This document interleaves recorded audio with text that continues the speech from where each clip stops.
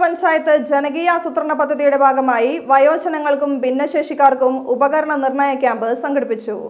പാറളം ഗ്രാമപഞ്ചായത്ത് president mini Vinayan ഉദ്ഘാടനം ചെയ്തു.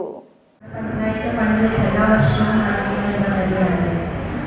അപ്പോൾ കഴിഞ്ഞ വർഷം നമ്മുടെ നടത്തിയിട്ടുള്ള ഈ ഉപകരണങ്ങളായ ക്യാമ്പിൽ ലഭിച്ചിട്ടുള്ള ആളുകൾക്ക് അവർക്ക് ഉപകരണങ്ങൾ വിതരണം കൂടി ഇന്ന് നടത്തുന്നുണ്ട്. ഈ വർഷം നമുക്ക് ഗ്രാമസഭയിൽ ലഭിച്ചിട്ടുള്ള അപേക്ഷയിലാണ് നമ്മളുടെ ചേർത്തിരിക്കുന്നത്.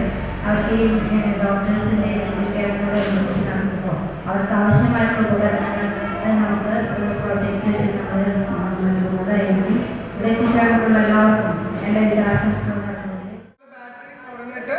ഇതിനകത്താണ് ബാറ്ററി ഇൻസേർട്ട് ചെയ്ത് വെക്കേണ്ടത്.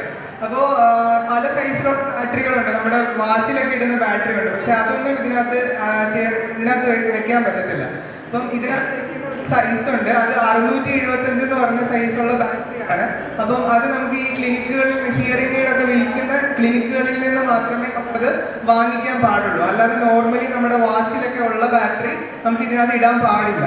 പിന്നീട് വേറൊരു കാര്യം എന്ന് പറഞ്ഞാൽ എല്ലാ ഇലക്ട്രിക് ഉപകരണങ്ങളും പോലെ ഇതും താഴെ വീണാലോ അല്ലെങ്കിൽ വെള്ളം ആയാലോ ഒക്കെ കേടാകാൻ ചാൻസ് കൂടുതലായിരിക്കും.